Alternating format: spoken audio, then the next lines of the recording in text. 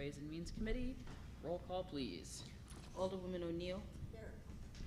Alderwoman Parker Tice. Here. Alderwoman Sims. Here. Item number 2 on the agenda is approval or amendment of the agenda. Can I get a motion to approve the agenda? So moved. Second. Can we do that by acclamation? Mhm. All right, so that'll be approved by acclamation. Item number 3, announcements, appointments, proclamations, and recognitions. There's nothing on that. Line item number 4, citizen comments. At this point, we'd invite citizens from the gallery to come forward to speak their mind. They'll be given 3 minutes. Anyone? Okay, showing no one, we'll move on. Item number 5, report of the committee chair and alderman.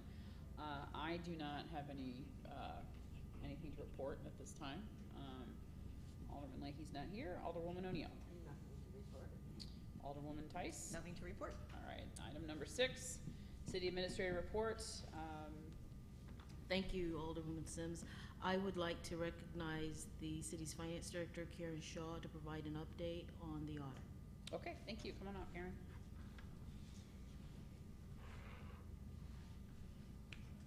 So I'm covering it up so that I don't make everyone else sick. As of about 3 hours ago, we got the final financials with notes, but it was after a month of, I think they've talked to Mola, they've talked to the mayor several times, and the mayor called me this morning, and finally I sent an email to both parties and pretty much said, stop fighting in the sandbox. We have to get this done, because they told the mayor that it's next to impossible to have something ready for even Monday. And I said that wasn't going to fly. So amazingly, we got something, and it will be ready for Monday night. It's not ready for tonight. And basically what ended up happening as of this past Monday, I thought it was ready. And then I got another email that this was out, this was wrong, this was that. Come to find out, when the two parties got together, one party was wrong in what they were saying, the other party corrected it, and now we have the correct stuff. I spent 3 days looking for something that wasn't out of balance. And I just found that out this afternoon. Like I said at the last meeting, we know this is an issue. Bo and I've talked a little bit about it since she's been back, about what we'll do next year, or how we're gonna handle it, or 3 or 4 months from now. But my goal, as I said before, was to get this done. I believe Monday we'll have when they were told that it's not fair to our citizens, in my memo today, or my email. Not fair to our citizens, it's disclosure issues, it could mess up our bond rating, gave them all the reasons, and then I said, told them that it had to be done, and amazingly it did get done. It's just not ready for tonight. Oh, that's it in a nutshell. So it sounds as though it will be ready for Monday night, though? I have the draft financials and I have the draft notes with everything in balance. I just got it late this afternoon. And so the other accountants and me and one of my staff are reviewing all that again. And that's the final step, is to review it and then put it together as the regular copy or not a copy, the regular CAFR. So I expect probably if things go as planned, that it would probably be brought up on Monday. Obviously I'd want some kind of proviso made that we didn't have time to, well, I would love for you to get it over so the weekend. I don't know, because the one person that was working on it let me know she was taking off tomorrow. But if she can give me what's not the draft, I can get it to the board. I don't need them to put a cover on it and all that stuff. I can do it myself. I need to see if they can do that. So we're just now finishing up. My staff member's still there reviewing some stuff, and she sent me something, and I want to review it. And the girl's been working until 10 or 11 o'clock at night, so I figured you might be off tomorrow, but I might still send you something tonight so that we can have it, hopefully get it before. And then it was my understanding from what the CPA told the mayor that they planned to be there to present it at the board meeting. They could not be here tonight to do it. So I'm taking them at their word and what they told the mayor. I would defer to either you or Bola. I mean, in the coming months or at a time when it's appropriate, I'd like for us to evaluate, kind of do an autopsy on this. Like, what happened? What went sideways? What can we change? I can What tell we you that a improve lot of so, what they were it not doesn't- agreeing on, what the two parties weren't agreeing on, and when I say that, I say Bot Steele and, who's the other one, Bola? Daniel Jones, had to do with the complexity of the 2018 COPs and the Brentwood Bound project. That's a very complex accounting, and when it came down to it, it was a matter of the accounting for it and what one side did for adjustments and how the other one took it, and that was exactly what they came back together today. It had to do that. Now, why it took so long, I don't know. I don't know.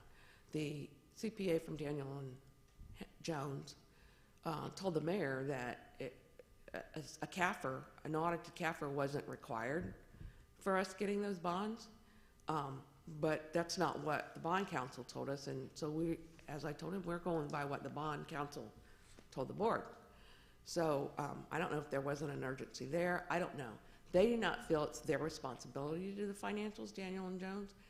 However, they've done it the last 2 years, and we had it by June. So I don't know, but it's something Bola and we just haven't had a chance to talk about, although I sent her an email today and I'm ready to bid this out, the whole thing, spit it out and go from there. But I don't know. I mean, we could go back and try to dissect it, or we could just, I don't know, Bola, we could bid it out. It's the 4th year of our 5-year, right? I think that we'll provide a response as to what happened. Yeah, and, I mean, and how to make sure this doesn't Right. happen a going SWOT forward. analysis is kind of what I'm looking Right. at. I mean, that's, We'll have that not for you. tonight, but, Right. No, we'll have that and for thank you both for your hard work. I just, I'm sorry that you had to go through this gauntlet. Well, and I do too. I mean, it's a reflection on me and my job, and it should have been done 4, 5, 6 months ago. I tried to be the nice person in the go-between, and it didn't work. So today, I wasn't, and I didn't feel good either. I wasn't very nice, but I got it done, so that's where we stand on it now. Are there any questions in the committee? All right. Okay, keep us posted. All right. Do you have other? So, yes, as you know, we're in the middle of the budget process, and according to the calendar, we are right on track to start, Karen and I, to start meeting with the department directors to review their budget and then finalize that with the recommendation and bring the proposed budget in November to Ways and Means. So earlier this afternoon, I sent an email to the committee. I don't know whether you all have had an opportunity to review it. So the last time I prepared a budget presentation with the proposed budget was about 3 years ago.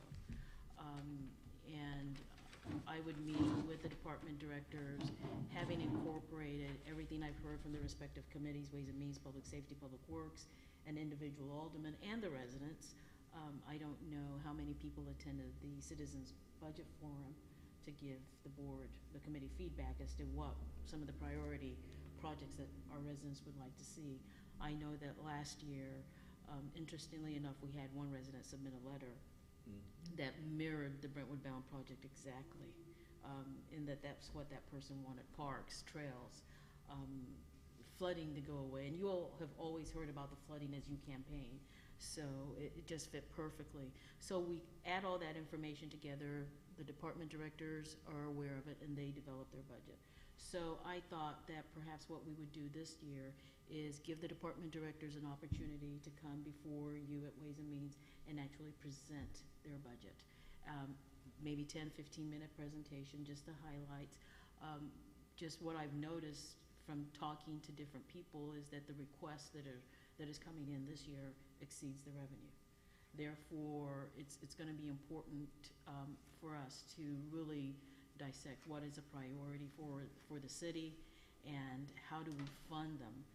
I know that I've heard discussion about perhaps using some of the 2018, 2019 series COPS to fund certain things, or to use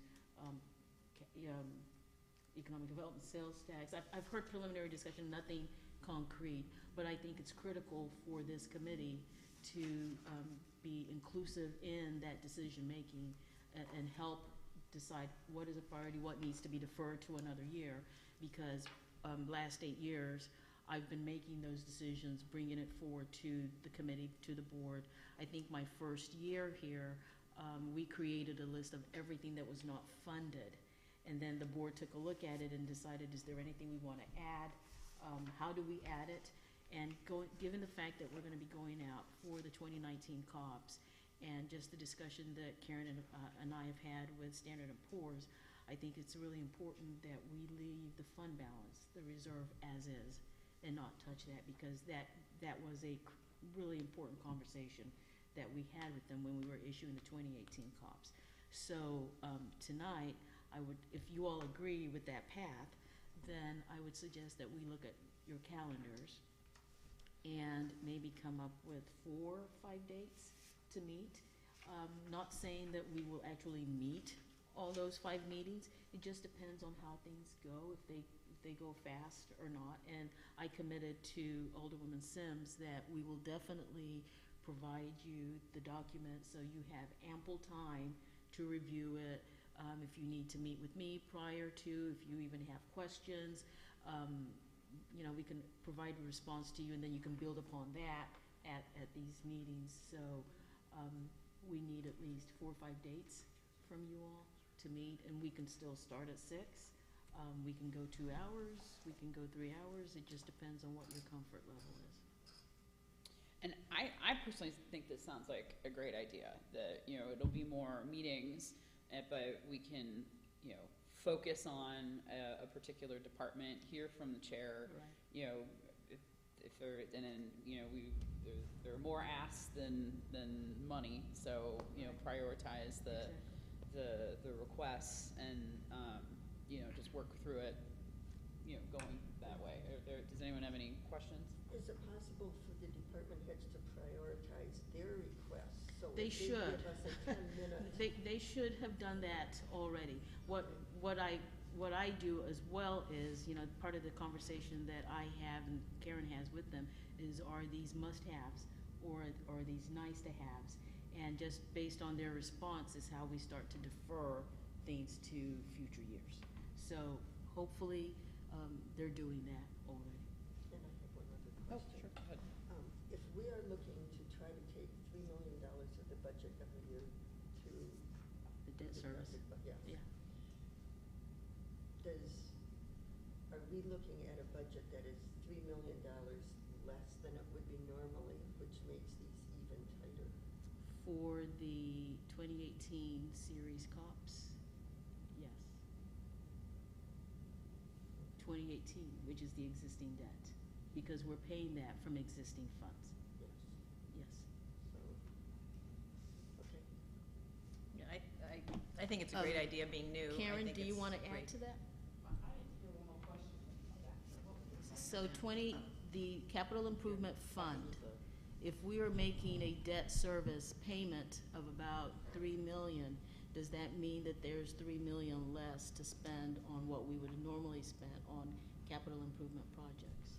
Well, we talked about how we were going to fund that with sales tax and that, but there's $3 million, but we're already paying debt, so we would just have to make up the difference of what we were paying. And then this year, some debt rolled off, not $3 million, but some. So again, we were already making some debt service payments of, I don't know off the top of my head, but maybe, I don't know, $2 million. Don't quote me on that, but It's gonna go up. I wouldn't say, yeah, and that's all things we'd have to look at. And again, it all ties in together. Just as I told the department heads, it really doesn't matter what they ask for. When it comes down to it, we still have to keep in mind the capital reserve amount, which is what we need in the future years. We set aside money, and the fund balance reserve. So those are all things that are taken consideration anyway. And we paid on COPs last year, and we were fine. Yeah. So It was not a challenge to Right. balance that budget last year. It was just prioritizing the needs that Right. departments submitted and what we truly could do in future years that were not critical to do the current year. Thank you, Karen. So I guess we should probably look at some I mean, do we need a formal? No, we don't need to do it now. Now, If you all okay. can just send Okay. us that Okay. information, Shelley and I send it to us after the meeting so we can start to plan for that. Okay, Thank you. great, thank you. Do you have additional items we No, still want that's to it. report? Okay, moving on, item 7A, item 7 is department reports, and then 7A is the finance department. Sorry to make you do the exercise, Karen, maybe you're under the weather. Someone said, you should have sat up there. I was trying to keep Bola from getting sick, so that's why I didn't sit up there. Anyway, I'm gonna refer to my memo, because it's the summary of the August financials. And as you can see, everybody's on track except sewer, which we know that because we just know that, the sewer improvements and the sewer lateral assessments.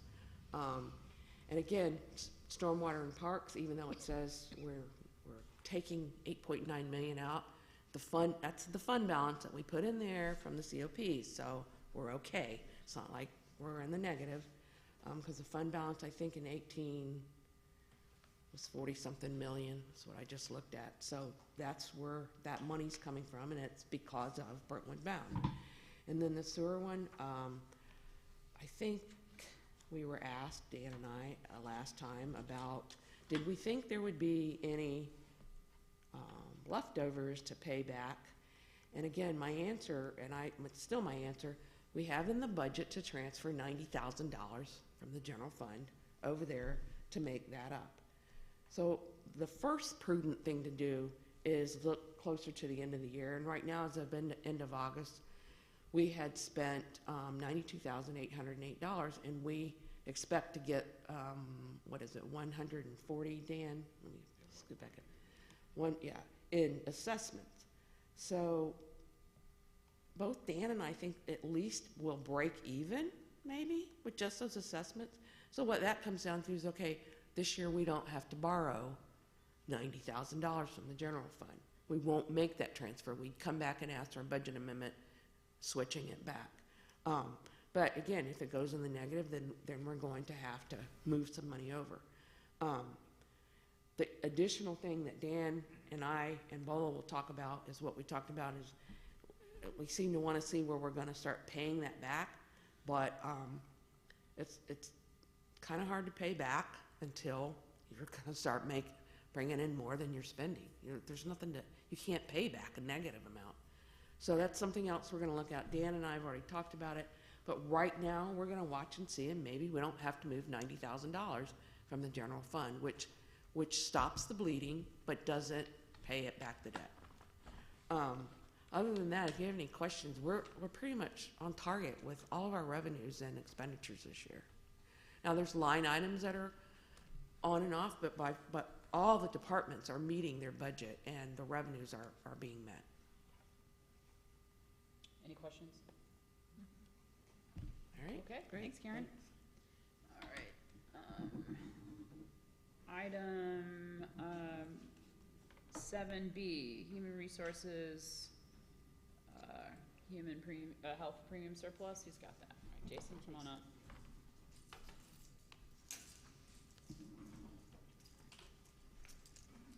Good evening. Every year we get, well, for the most part, every year we get a disbursement of remaining premiums when the year has been closed out, and that's basically what this memo reflects. This year we had slightly less than we had received in years past, but that was just because of what was left from that year's premiums and what our percentage that we put into it was. So this year we're looking at, like I said, a little over $22,000 being dispersed back to us. Can you just, high level or Reader's Digest version, why is it we get a refund? I'm not to me, We can take care of that for you. Okay. Sure. I mean, it's an easy way to look at it. It's a self-funded plan, so everybody pays into it, and then based on the number of the claims come out of it. At the end, when all the claims are completely closed and done, there may or may not be funds left. If there are funds left, they're dispersed to the member participants that are still engaged in the program. Is that, a pretty good quick way of putting it? Even more abbreviated, the profit This is profit being returned to you. There you go.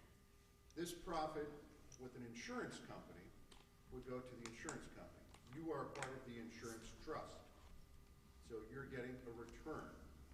We had to pay it in the first Paid instance, in. didn't we? There's our premium. You paid in on the premium. I don't This think is a that's return on the premium from a few years back that has been dispersed as profit share on a pro rata basis. Is that clear? Okay. Any questions? All right, thank you. Item 8 is the consent agenda. Can I get a motion to approve the consent agenda as submitted? So moved. Second. Does that need a vote? Acclamations. Okay, that'll be approved by acclamation. Moving on, item 9, old business, no items there. Item line 10, new business. The 10A is the St. Louis, or Slate, as we alluded to earlier. St. Louis Area Insurance Trust Services Description, Analysis of Performance. And we have a subject matter expert here to... Oh, no, definitely. She's the expert. Becky is the resident expert at Daniel and Henry because she's been with Slate almost since its inception. I am just an old city administrator. George was the Recovering former from city my- administrator for Rock Hill. Yes. Okay. Oh, okay. Recovering from my war wounds the last 5 years. Rock Hill is a better place. This is what we Yes, did. ma'am. George, that's not true. After some long, hard battles, Rock Hill is a better place. Yes, it is. And what they say about old soldiers never dying, they just fade away. Well, I've faded into oblivion with insurance. Now, insurance is fun. And this is a little primer in terms of the history of Slate. And we're not going to get into the weeds of this, but we just wanted to let you know that this has been around a long time, and it's been very, very good for the cities who have been involved, and Brentwood has been involved since the beginning. However, the last few years have not been good for Brentwood, but that gives you the opportunity to improve, just like Rock Hill had many years that were very, very difficult without Slate. They were kind enough to let us in right when I started in Rock Hill, and I would tell you, Rock Hill would not be there without Slate. And one of the key reasons is health, which we just talked about. Your health premium over the last several years has been contained very, very well. And you'll see the information at the back of this PowerPoint presentation on that. And the deal on that is this. We work together on all these things. Only cities that have city administrators or city managers are involved in Slate. And that's why it was brought together in 1986, and that's past core values, core criteria in terms of getting in, city managers and city administrators only. You had to commit to 3 years. You had to have a loss ratio that was better than most. The evolution of Slate, it had been Slate and PACT. Those two matters were combined. Now it's just Slate. And health, third PowerPoint. So when we put this into place about 10 years ago, again, it was a 3-year initial commitment. Each city retains its own deductible. That was a key, because trying to come up with a uniform plan was the goal 10 years ago. We still haven't met our goal. But that is something that, in all honesty, is what allows us to stay together in terms of a loose confederation that works for each individual city by and large. So one city may have a deductible of $500, one city may have a deductible of $5,000. It's all up to you in terms of how you handle that. We don't require you to change it. The only thing that we changed was a few cities did not have a deductible. and we required them to create a plan. I would tell you, those folks may not be adhering to that completely because they reimburse their employees fully for that deductible, which, nonetheless, it has been a very, very good success to all the cities involved. We've only had one city who's dropped out. That was in 2014, and then they wanted to get back in after serving their time elsewhere. They were sold a bill of goods by an insurance broker who said that they could get a better deal on their own. They got a good deal for 1 year, and then they had to pay the fiddler, and they have been paying ever since, unfortunately. Governance, as you may or may not know on the next page, with PASS, with trustees, is handled by city managers and city administrators. We do have one finance person who tries to keep us honest. He is the finance director for the city of Maryland Heights, and he does a very, very good job in terms of showing us our deficiencies in terms of counting the beans. We don't have to get into any more on that. Administration, in terms of what we do, we've had a little bit of a change over the last couple of years in terms of our third-party administrator. Thomas McGee is now our third-party administrator. They're based in Kansas City. They have an office here in Clayton. They're doing a very, very good job for us, and they have some information that Becky will be distributing to you shortly. Next PowerPoint slide, past collective good. You may have heard of best practices. BOLA probably has always mentioned ICMA best practices. You may have heard Better Together talk about best practices. This is what we do to try to keep everything in line in terms of your insurance, because professional city management is essentially the cornerstone of Slate. And best practices is the next layer on top of that. Next page, premium methodology is fairly simplistic. We do not want to make things complicated for anybody, and anybody who knows anything about workers' comp or what have you. We have a plan that's pretty straightforward in that regard.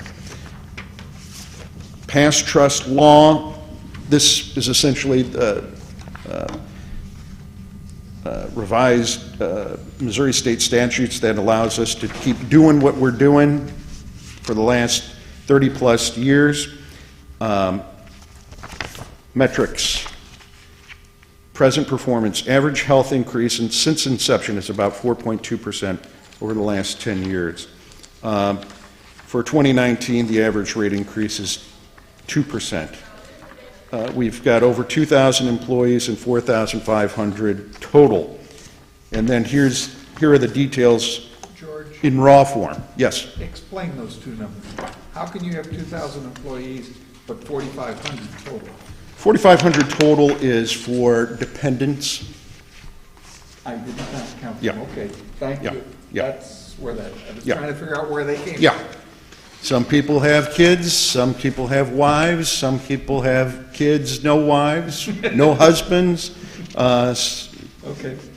And then here's the detailed list in terms of what we have over the last several years in terms of the history. The average increase, you'll see again, reconciles at 4.2%. High end, 6.2%. Let's just say you were a city that's fairly sick. That's the most, on average, that you would have paid over the course of the last 10 years. Let's say you were a very good performing city. Your average increase would be close to 1%. Surplus distribution as a whole, you'll see the money that has come back to the cities. Again, that would have been profit. That would have been kept by whether it was Anthem, United Healthcare, Coventry. Those folks want that money in their pockets for the dark days in terms of the insurance industry, which seem to have not come, especially with entities like our own. I would tell you this as a former city administrator, the one thing that we have to make sure that each of our employees has is a tremendous benefit package. We can never compete in terms of salary, but we can compete in terms of benefit package.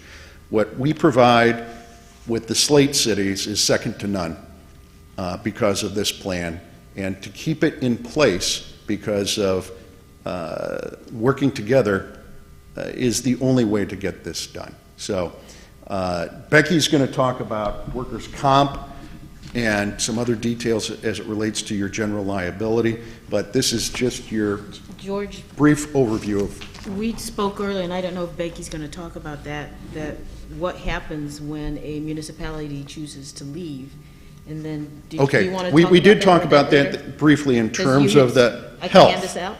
The health, well, she's got everything, I think, ready to go. Okay, I'll But just wait. let's just say, just like the health, you want to get out of Slate. You're going to leave money on the table. And what do you mean by leaving money on the table? Just like what you got in terms of money coming back to you with the health over the course of the last several years, the same thing applies for workers' compensation and general liability. That is distributed on a pro rata basis as well. So if you remove yourself from that, that money goes to the rest of everybody else. You're not eligible to collect on that. Thank you. However, you're still liable for the claims that took place if you leave. Let's say somebody has been hurt on the job. You're still on the hook in terms of paying those folks through us to make things right. I have a question about the rebate that we talked about earlier today. That's based on 2011 or 2012. 11, 12. Why does it take that many years before the rebate comes back? Well, Becky would probably best to answer that, but I would tell you. I'm happy to listen to her. Yeah, that's it. Yeah. Sometimes it She'll takes cover years it. and years to get those claims closed. Because we leave it open, rehabilitate the individual, Yeah. make them whole again, and until that is resolved, those claims stay open. But that's at 8 years, sounds like a long time. Because sometimes No, the no. injury might be significant. We have work comp claims that are over 20 years old, still running. Oh, yeah. And that's no different than anywhere else. Okay, thank you. Madam Chairman. George, you mentioned one municipality withdrew Yeah. and asking to get back in. Yeah. Slate covers how many municipalities? In the health group, Oh, no. in health, It's right here. we've got 18, I think, of the 24. And again, the folks who would like to get in, unfortunately, are not healthy enough at the present time. They're waiting to get healthy enough to get in. All right. There are a number who are in the queue. Yes, but you're looking at, is it because it's a city administrator position, form of government that is limiting other cities from being able to participate in Slate? Or are they finding a way to be as competitive financially using the commercial market? I would tell you that it's a tough way to put this together. If we didn't have everything else in place with the workers' comp and general liability, we probably would not have the health. The health was put together 10 years ago. Everything else was put together 30 years ago. And finding folks with common ground is a challenge on a good day. So we herded the cats, and we herded a few more, and we've got them pretty well in line now. So am I right that 24 municipalities is probably the maximum because of the city administrator position? We may be adding a Of few, 90. we may be adding a few. You'll see in the PowerPoint that we've added a few over the course of the last several years.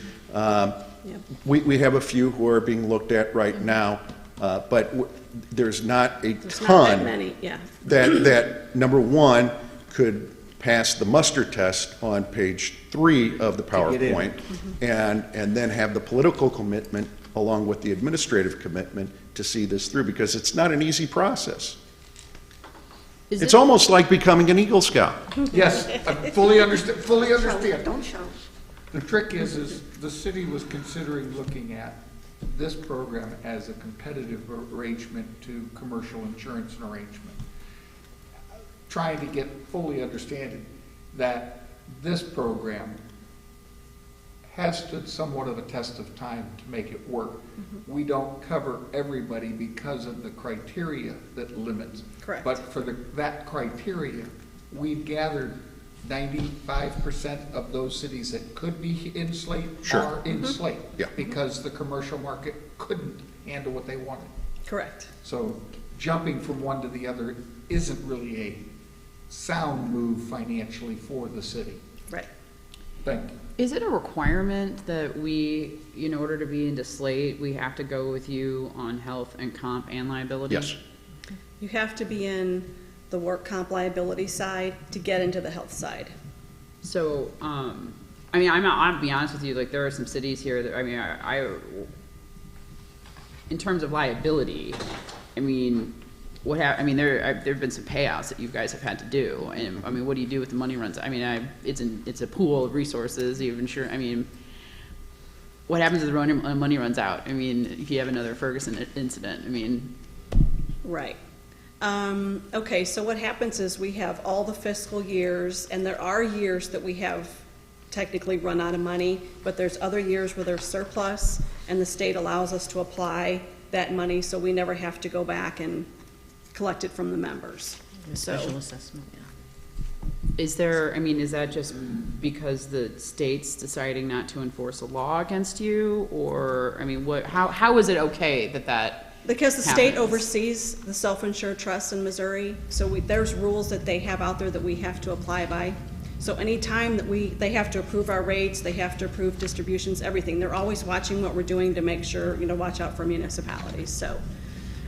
There are years that we have run out of money because of claims, but there's a lot of other years where there's surplus.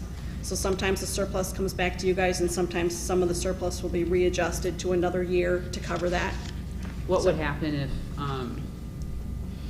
the state decides not to cut you that kind of slack?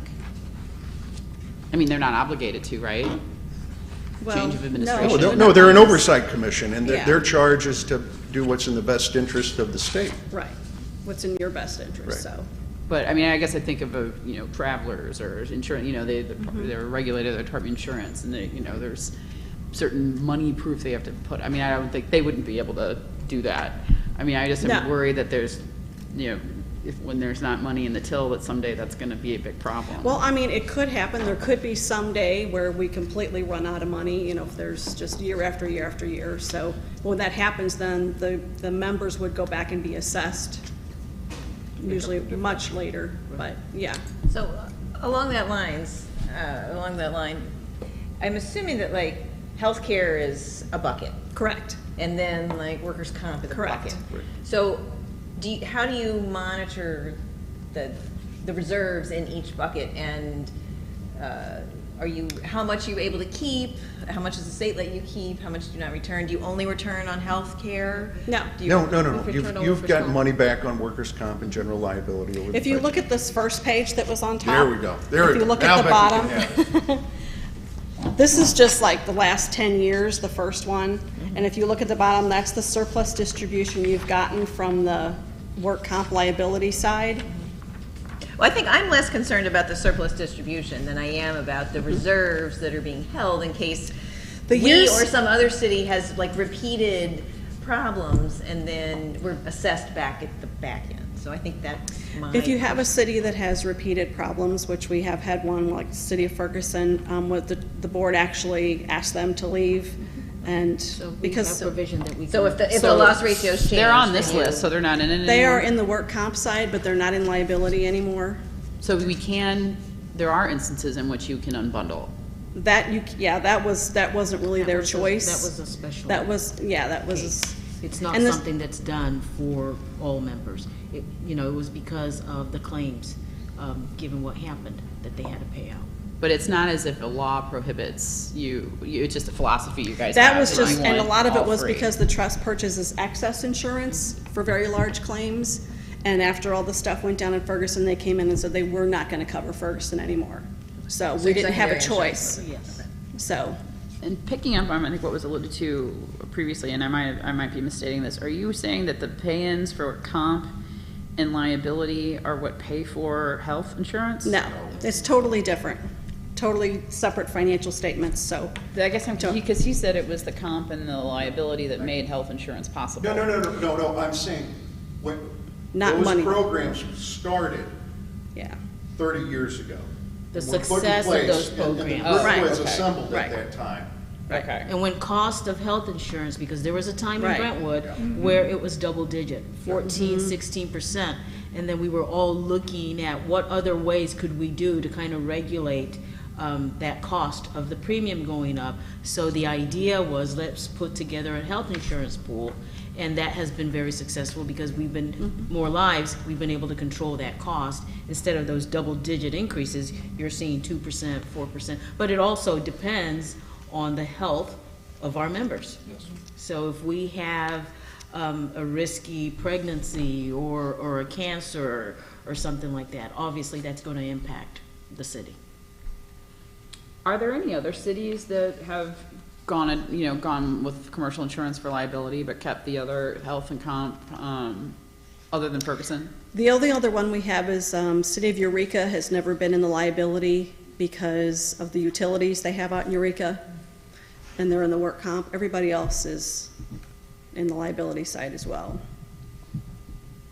So what would happen if Brentwood said, hypothetically, you want our business, you can have comp and health insurance, but we want to go somewhere else for liability? What do you think would be the response? Yeah, you have to stay in the comp liability side. I mean, I don't know, we've never had that question before. I mean, The board would have to take that. yeah, the board would have to look at that, because the other, Ferguson wasn't a question, it was sort of a done deal, so there wasn't that question.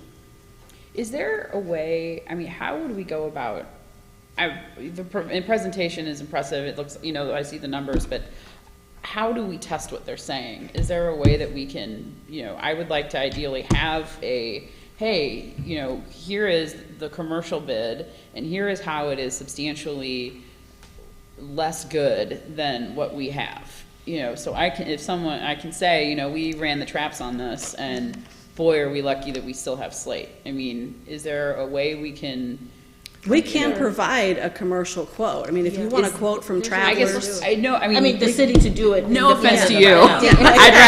of us. I'd rather have someone else tell me about someone else's. I'm sure we can do that. Because that way, if I can satisfy, I feel like I could satisfy my due diligence in terms of making a comparison. I did give you the last page that has color on it. That is a city that went out for a bid with MoPerm.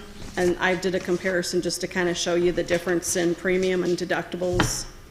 So they did that on their own. So Yeah, just they did similar that to on what their you're own. asking the city. Right, but I would. We could do it. I would want to be able to respond to the follow-up question is, oh, you mean you relied on Slate to tell you what a commercial insurance company can provide you? I'm sure it's Well, accurate. It's Okay, just, so I can say, we're not just Slate, we're the administrators of Yeah. Slate, but we're also brokers, and we place insurance for everybody else too. So The we are membership able, is Slate, they are Daniel and Henry. yeah. So Daniel and Henry is able, we have other municipalities at Daniel and Henry that are not in Slate. and which municipalities are those? If you. Two that I can think of are City of Washington, Wildwood. so City of Wildwood, yeah, I have that one. There's a couple others too that I don't directly work on, but are there. So there are cities. Oh, yeah. And there's Yeah. ECDC also on here. City of Fenton. Okay. I would like just to do our own research to sort of test what they're saying, so we can. It's something we can program for next year. Yeah, that Yeah. would be, so I can feel like I at least, Sure. got another opinion. I mean, we can coordinate that with BOLA, we Well, just take yeah. some extra applications and stuff, but we can go to like a Travelers or, It'll be independent, but Yeah. since Yeah. they've done it, they can help us Yeah. on how to do it. Other questions? Okay. So just the sheets that I gave you, just briefly, the first one is just a 10-year summary that I did, just showing what your premiums and your losses are. The second page is a 5-year summary, which kind of includes the Slate portion at the top, and then your other coverages that are not in Slate, which is the public officials, the cyber, the property, and the health, which is the separate part of Slate, but with a brief, down here under claims, just briefly showing you what your claims are for the past 5 years. And then if you see the line down at the bottom where it says distribution, the last 5 years you've gotten, the one with the H next to it is the health distribution, and then the WCGL is the distribution from the work comp GL side. That's just the past 5 years. And I also gave you a list of all the members. And then this, the thing that says Claims Analysis Dashboard, this is coming from Thomas McGee, which is the company that handles all the claims. And they also do loss control for Slate. And I think, Bola, are you online Yes. with them? Yeah. So they have a very good system, and Bola can get online and look and see what claims are out there, what's open, things like What that. that does is it allows us, so we have a safety committee that Yeah. are supposed to meet monthly, where we take all the incidents that have happened and we kind of triage it. You know, what was it that led to this injury happening? And then how do we train, or is it video that we provide so that we have less injury amongst our employee population? And I might mention that the email went out today on the new Slate website. So there is a website up now, and there is, Bola's able to get to a whole bunch of loss control information on there. So you can just pan through that and see whatever applies to your city and distribute accordingly. There's a member side, and then there's a There's a public facing side, which gives some information about Slate, and then there's a member side, which gives you individual stuff, so it's pretty nice. Is there any questions? We do have some room for improvement on workers' comp. And I know Brentwood can see that through, where it hasn't been good for the last several years. But these things run in We've cycles. had some injuries. It's interesting that civil rights is a cause of a claim by cause. I would never have thought of listing civil rights That, but 1983? Your claim is that person filing a claim against the city. This is the group that covers that claim.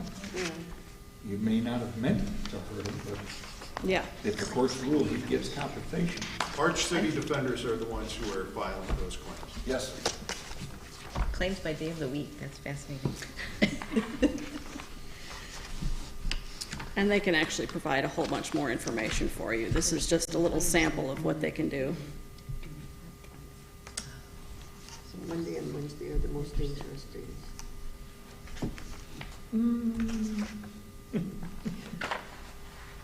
It's just interesting information. Claims by cause, why is the highest category unknown?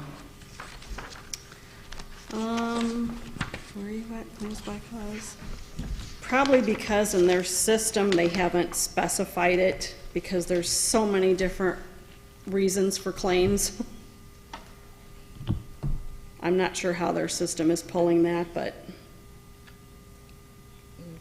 John Sharpie, who is the third-party claims administrator, is supposed to come present this to the management team. So I intend to ask him that question as well, because there's some on here where. Most of the Yeah. categories Yeah, are there's miscellaneous, so it's Exactly. kind of. I'm curious about Brentwood administration myself, because I know we haven't had any claims that I'm aware of. So what exactly does that mean, at least that I know? Or Brentwood So- other, yeah. Yeah, so we'll Yeah, like, ask why are those they other? questions. yeah, that's a good question for John. Yeah, we'll ask those Yeah. questions.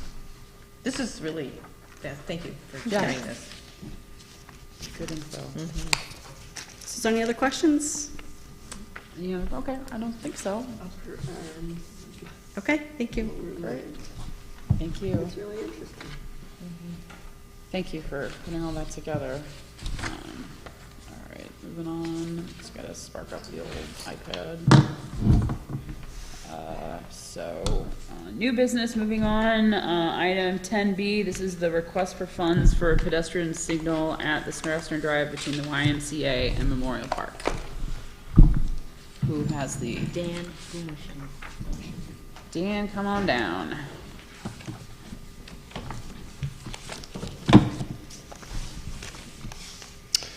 If you recall, we discussed a similar scenario over on McKnight, and that one we put in this year. That one's actually a blinker sign, so it's got the lights embedded around it, and then we wanted to consider other options, in particular the rectangular rapid flashing beacon. So this would, I gave you, there's a little attachment that shows like different scenarios that TAPCO makes. There's the blinker sign, which is what we have. There's a beacon sign, which has like a round beacon, top and bottom, or you can just get one of them. And then there's the rapid flash, which is the rectangular piece that's underneath the warning sign. So that particular rapid flash beacon is something that's proposed for Manchester Road whenever they do the improvements. Instead of a hawk, I know that TWM is working on that particular scenario with the amber flashing lights.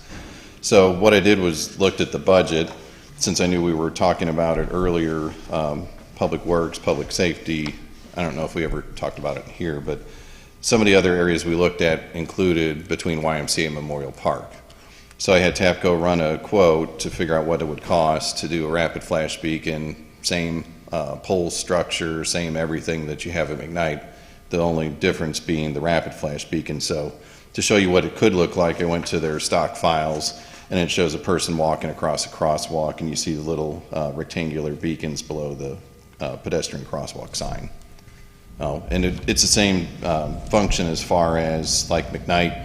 You press a button, sends a radio signal to the other unit. It flashes on both sides of the sign on both sides of the roadway. So very similar, but it's the rapid flash beacon. Didn't know if you wanted to try that out.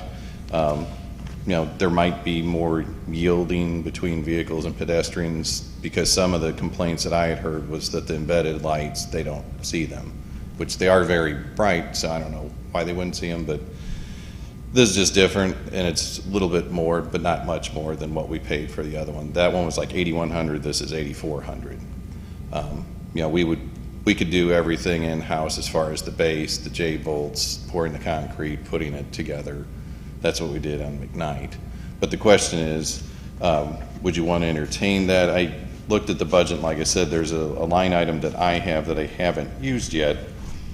I didn't have enough in the current line item, you know, for traffic calming. Once we spent the $8,100 and some change, you know, we only had $10,000 budgeted. So I can use that little bit of reserve plus one of my other lines that I haven't even spent, and I can afford this if you choose.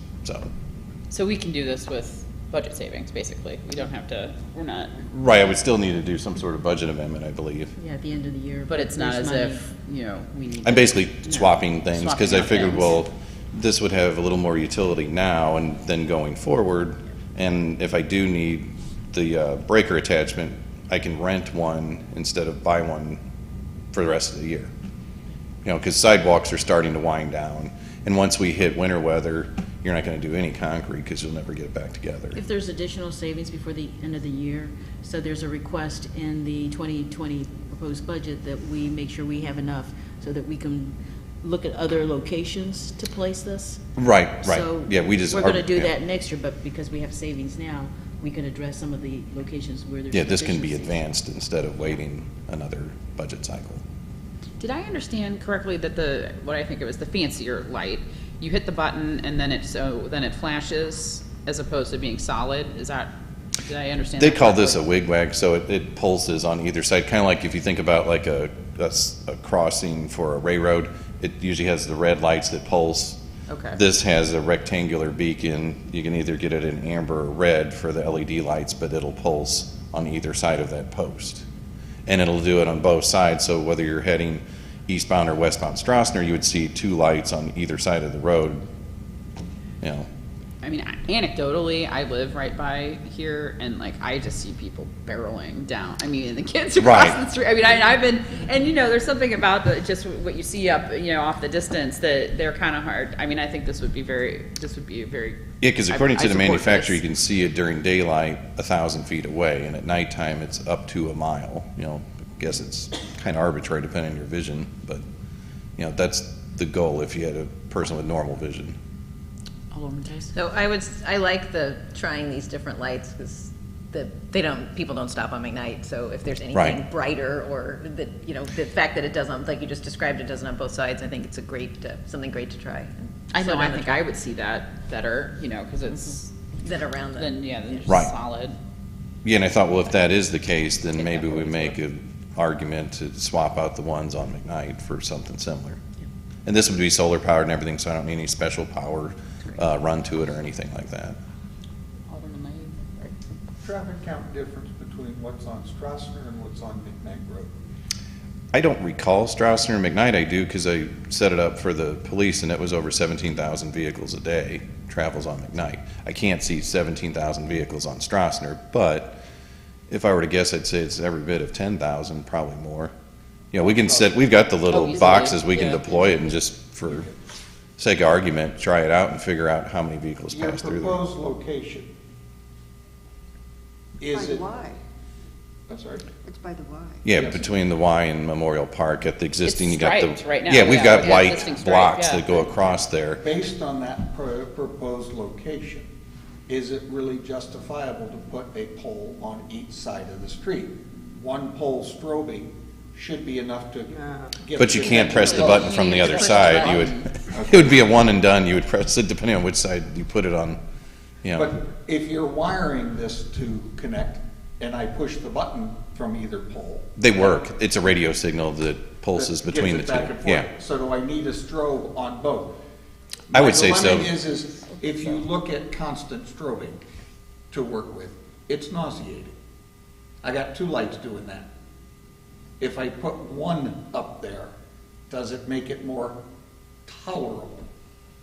We put up lights along Litzinger and people complained that the brightness was too much, but it was the right I don't light. find it nauseating. Can I interject? Can I interject as a person who tries to walk across McKnight Road into Tills Park?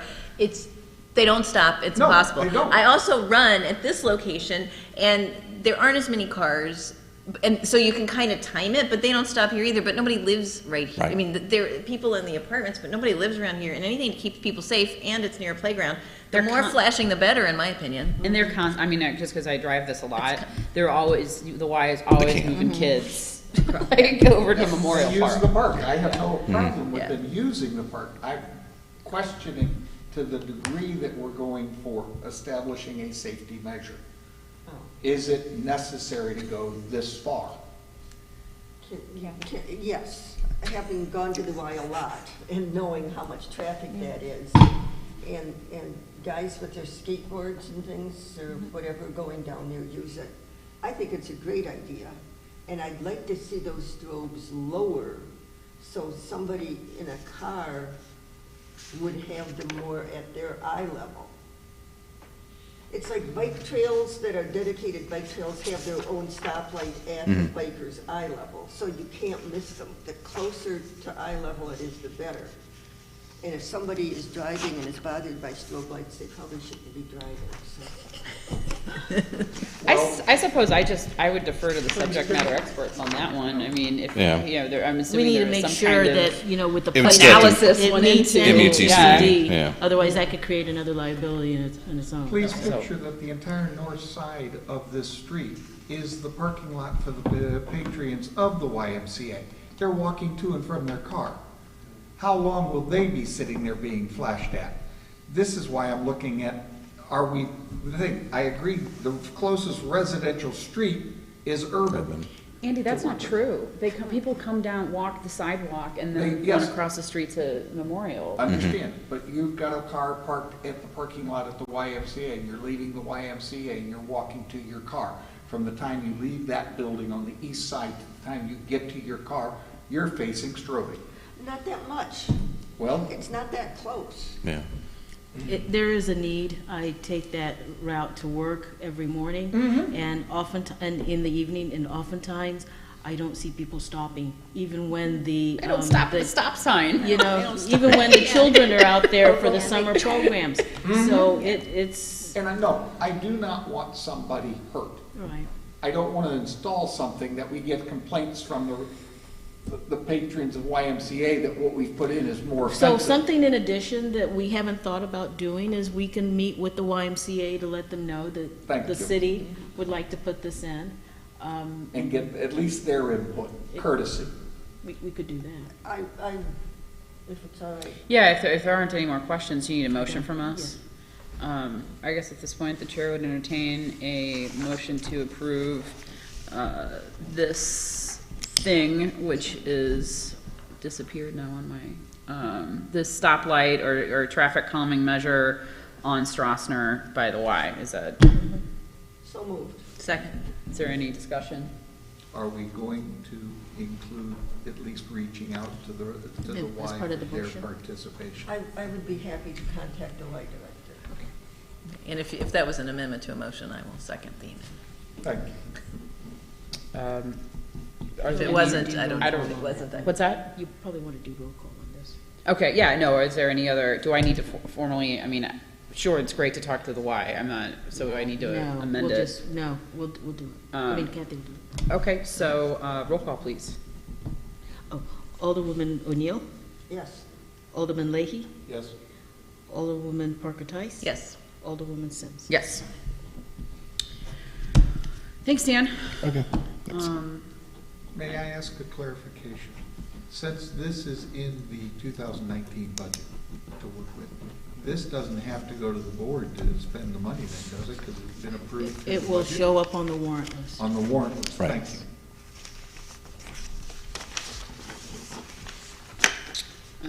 And then, sorry, I just got booted off of this board docs. Okay, so next item is item 10C, which is a request to amend the vehicle replacement policy and employee handbook.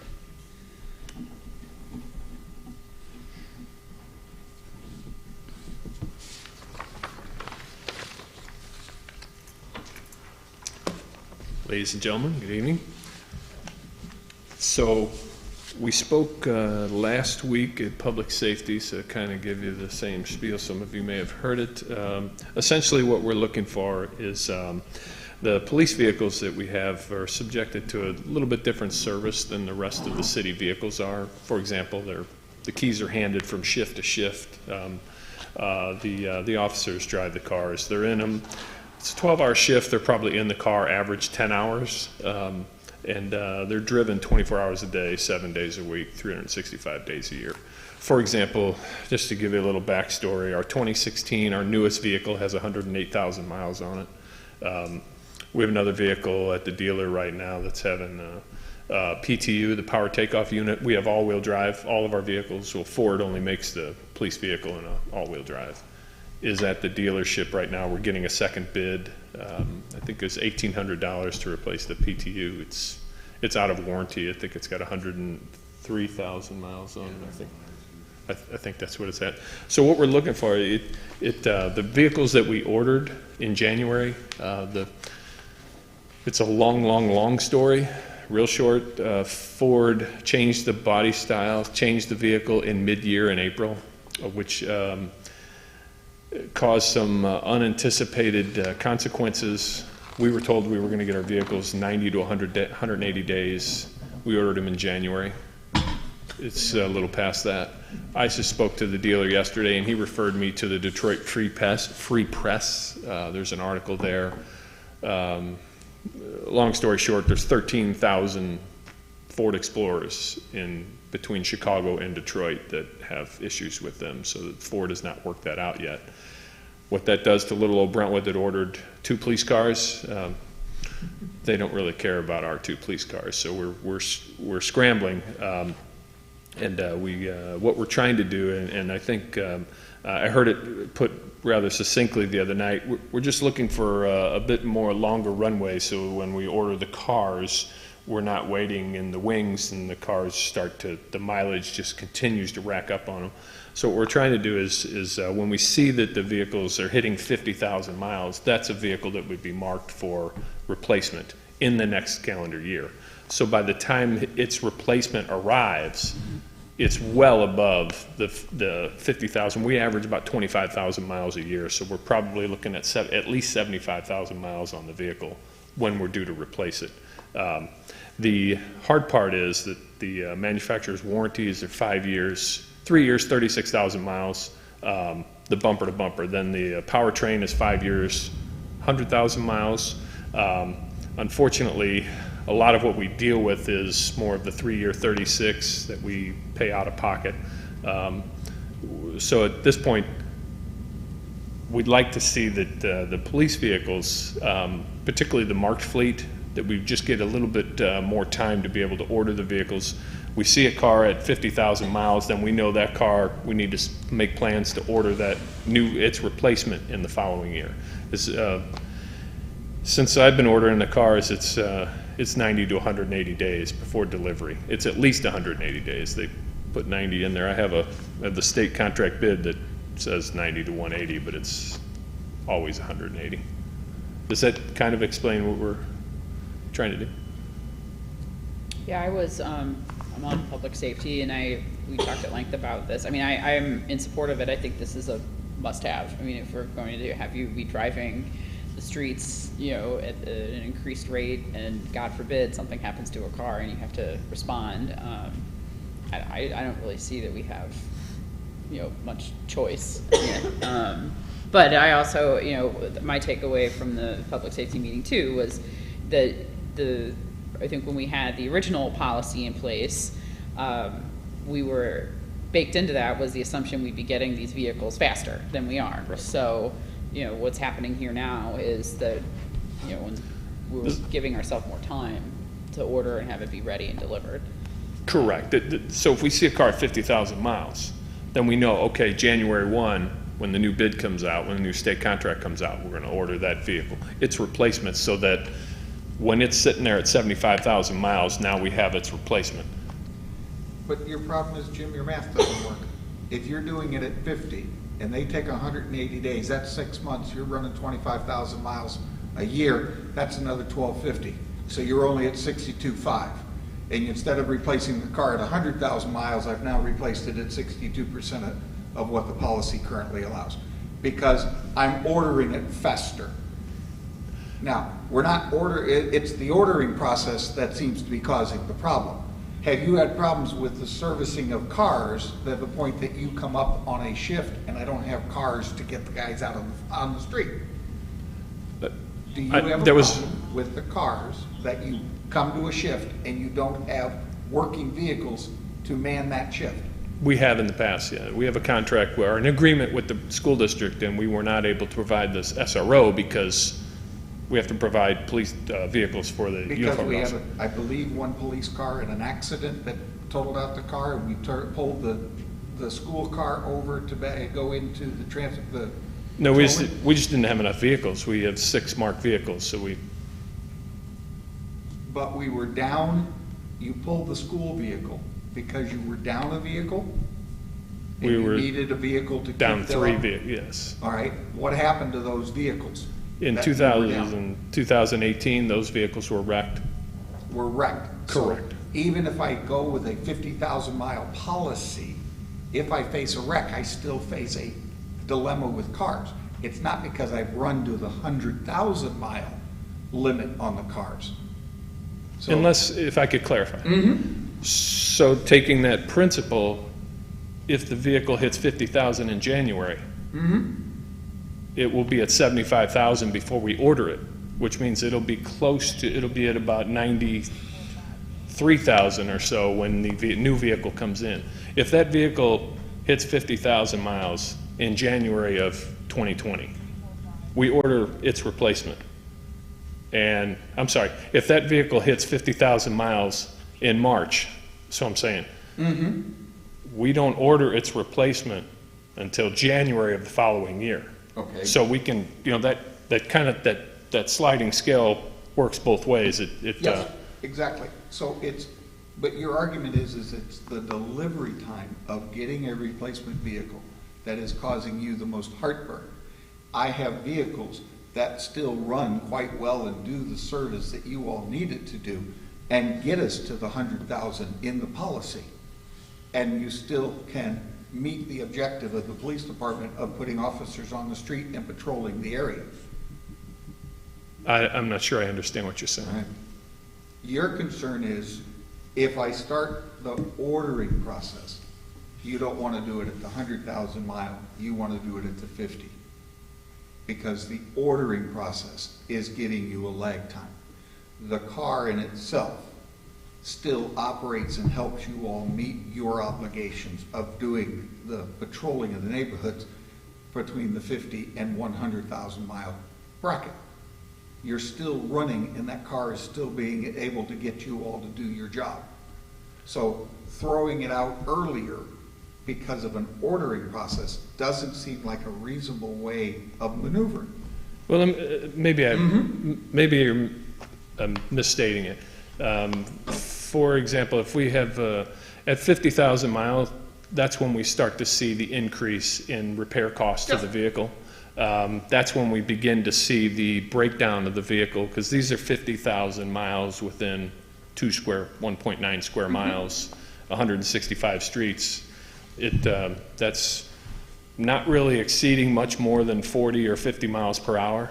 And what tends to occur is 50,000 miles on a police vehicle in an urban environment roughly calculates to about 100,000 miles on a family car. And I will yield to you that city driving only is tough on the engines, starting, stopping, and everything. That's the harder work on the car. If you had the hybrid, you might get the better gas mileage, but you're still working the engine hard. But your problem isn't that the cars aren't servicing and running for your department.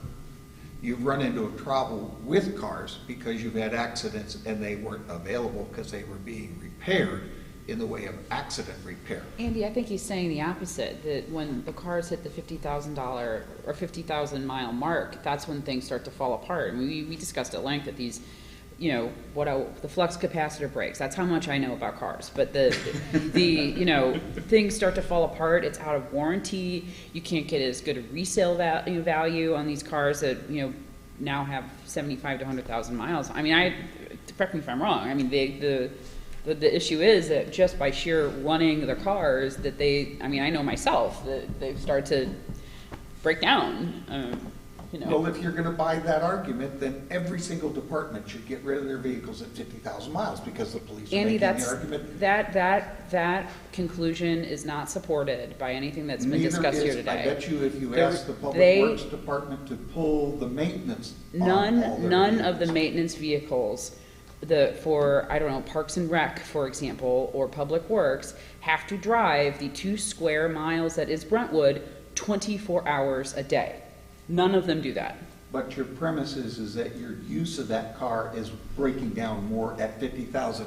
I bet you if you pull your maintenance records, you may not find that your premise holds water. I completely disagree with you. Good. And Let's pull the records. God forbid, you Let's know, pull the records. there's a call for service at 911, you know, and the car breaks down while they're responding. I mean, I fully understand, but that can happen, that incident. By just replacing cars at 50,000 miles, you haven't prevented that problem.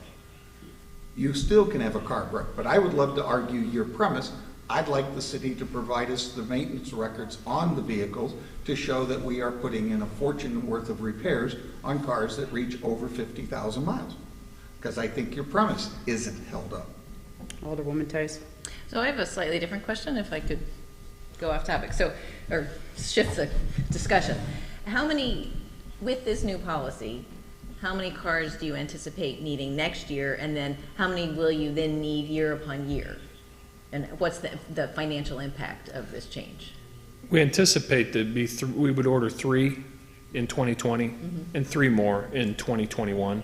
Every vehicle in our fleet now, and the mileage, it changes. The mileage I have on here is lower than what it is now, but every car in our fleet is above 70,000 miles at this point.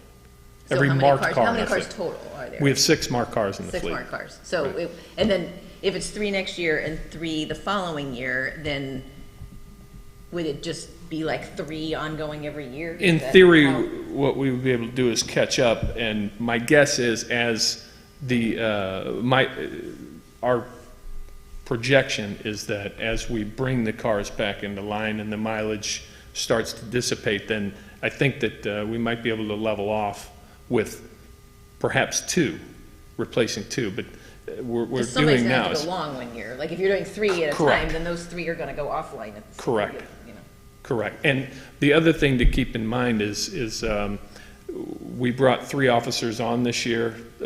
We don't, by directive, we do not allow our field training officers to use anything but an SUV because there's 2 officers in there. It's a bigger vehicle. It's more safe. So those 2 SUVs that we had 2 in field training for 3 months and 1 in field training for 1 month. So those vehicles really take a beating. And as we move forward, all that Ford offers is SUVs going forward. So as soon as like I said, our newest vehicle is our highest mileage vehicle because it's an SUV, and we've used a lot of field training, and it's a safer vehicle. Unfortunately, it's our newest one, but it's the highest mileage one. So 2 are getting purchased this year if they ever show up, or is there a third? 3. 3 this year. We have 1 sitting on the ground now. We're waiting for the parts to come Okay. in. And then when's the last time cars were purchased? I'm trying to get my head around like how this Correct. 3 is gonna. In 2017. 1 was purchased in 2017. So it's been a while. Correct. Okay. Is that correct? When was purchased? 2017, right. 1 in 2017, 2 unmarked, check that, 1 unmarked and 1 marked in 2016. Jim, So didn't 2 we in replace 22, 2 cars last We year? had 2 due to a year off. accidents? And then- We'd never replaced them. And then 3, okay. They have not been replaced. The one that went through the schoolyard fence? Did not get That was not replaced. replaced. The board did not authorize the replacement of that vehicle. I thought we did, I apologize. Consequently, what's happened is we shrunk the fleet, the Yeah. mileage has begun to skyrocket. So if we buy 3 new cars, the replacements still have some use in them? Can they be kept as backups, or do we sell them off as used cars? We tend to sell them. The SUVs tend to get a little bit better mileage. The Highway Patrol holds on to their SUVs till 65,000. Their sedans, they hold to 50,000 because the SUVs hold a little bit more market value because they're bigger. But generally what we do is we trade them in or we sell them on gov deals. We would have to fund the entire cost because what we get on the trade value is not much. It doesn't really help. Yeah, okay. Thank you. Do you need a motion? So there is a recommendation from the Public Safety Committee, I think it's unanimous, approving this policy change. But since this policy document, financial policies and procedures, that includes the vehicle replacement, was reviewed by Ways and Means in 2014, something like that, that's why we're bringing it back to this committee, since they have oversight of things like that. So what do you need? So we need approval So, if I it's guess concurrence with public safety. At this point, the chair would entertain a motion to approve the addendum to the existing handbook vehicle replacement policy and refer this item to the Board of Aldermen. Move approval. Second? Further discussion? I request the information on the maintenance logs on the vehicles to verify that the 50 to 100,000 arrangement is actually a legitimate premise to work from. I think what you're doing is wrong in the best interest of the city at this time. Roll call. Alderwoman O'Neill, Yes. Alderman Leahy, No. Alderwoman Parker Tice. Yes. Alderwoman Sims. Yes. Approved.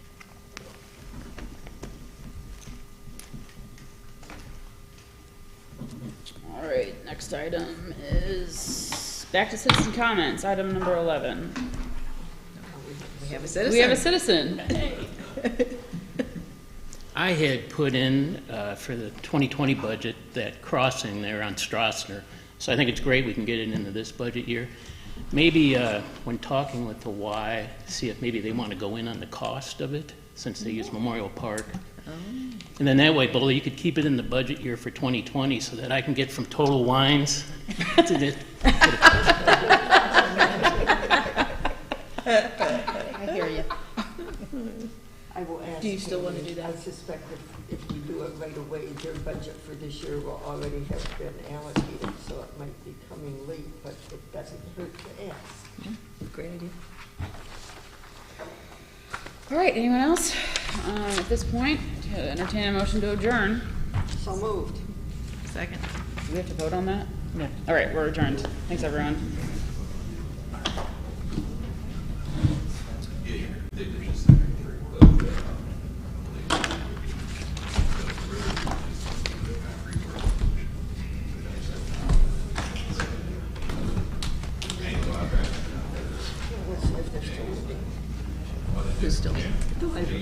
Oh, is it the same night?